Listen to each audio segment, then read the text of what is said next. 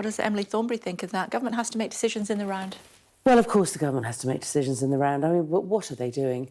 It was only a few months ago that they said that they couldn't possibly pay out any more than the pay review bodies say, and now today they seem to be saying that they're going to override the pay review bodies. I mean, this is just economic policy by press release, isn't it? But they have to try to get our economy under control, and they feel that that is the way to do it, this government. Well, do they? Or is it that they're just chasing headlines? I mean, seriously, do they really have a policy at all?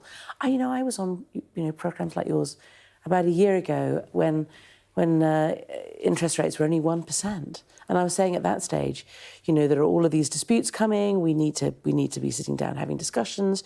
We need to sit down. We need to negotiate. There will be compromises. We won't get everything we want. Workers won't get everything they want, but we should have done it a year ago. And instead what they've done is that they recklessly thought that they could kind of run this as, oh, these are strikes, these are Labour strikes, let's embarrass the Labour Party. This isn't a way to run a country. They should have been sorting these out a long time ago. We should never have ended up in this position.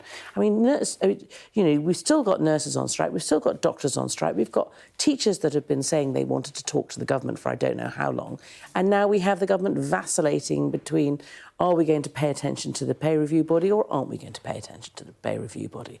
I mean, it's not any way to run a country. But Labour supports the independence of the Bank of England. Yes. So you support interest rates at 5%? We support the Bank of England. We know that it has a difficult job to do, but we also think that that inflation is not just down to what the Bank of England can do. It's also having a proper economic policy, having some predictability, making sure that the economy is growing, making sure that wages increase. All of these things are the sort of things that a government should have been doing. But we've had 13 years of this Tory government that have really done very little. On top of that, the kamikaze budget, which has really made things much, much more difficult, and this chaos. So we say, what we would be doing is we would be much more careful about where we're going and what we're doing and why we're doing it, but we would be making sure that we grow the economy, because that's in the end the essence of the problem, is that we've had no growth and nobody's had a wage rise, for decades. Is Andrew Bailey doing a good job, the Governor of the Bank of England? I don't think that it's up to me as a politician. We give the Bank of England independence. We let them get on with what they're doing. That did that. Absolutely. And so it's not for us to undermine the decisions that are made by the Bank of England. They make the decisions on interest rates, but the government sets the economic policy, and the government can be held accountable for that, and is absolutely right. But the Bank of England has to respond to the economic conditions that are the responsibility of the government. Is he doing a good job? Yeah, I'm sure he's doing a good job. That's not really the issue. The issue is fundamentally the economic weather, which is created by the government.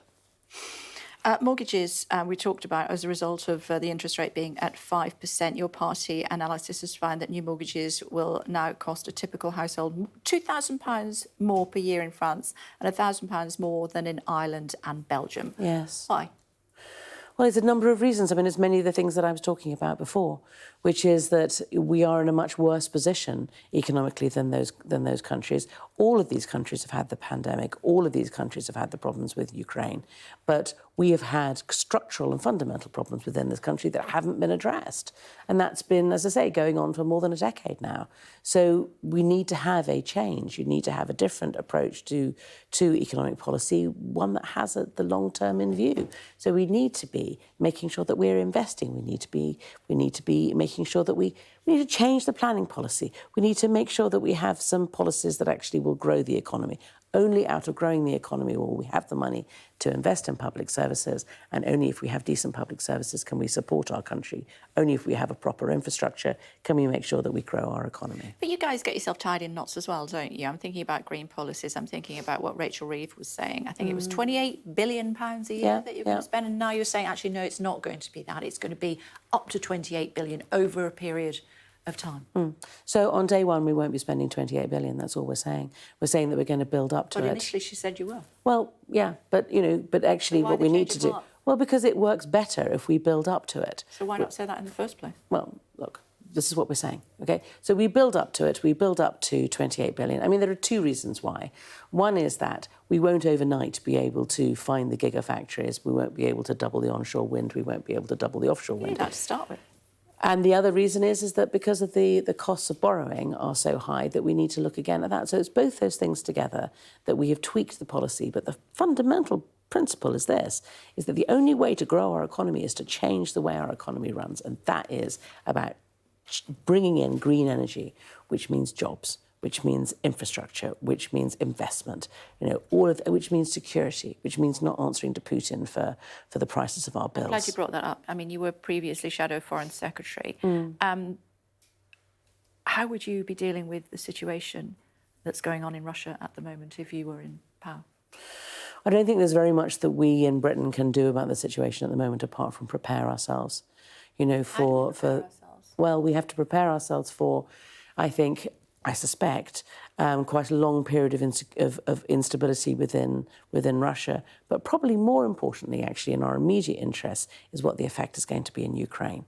And certainly, we hope that this instability will undermine Russian confidence in Ukraine, will give the Ukrainians an opportunity at this stage, whilst the Russians are distracted by this.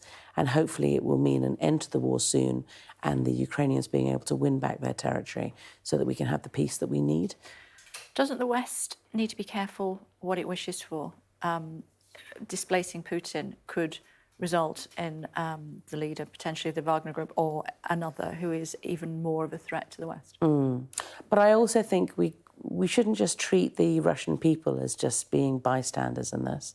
I mean, you remember I think it was when there was a big uprising. I remember in Russia. I think it was in 1991. And the Russian people went onto the streets and just said, actually, don't forget us. The Russian military can't be the ones who make all the decisions on this. We want to have a say in our future too. And they won. So. Did they win? Yeah. There was a changeover. Still in charge. There was, I know. But in the short term, there was a handover which the Russian military were trying to stop, but it did happen.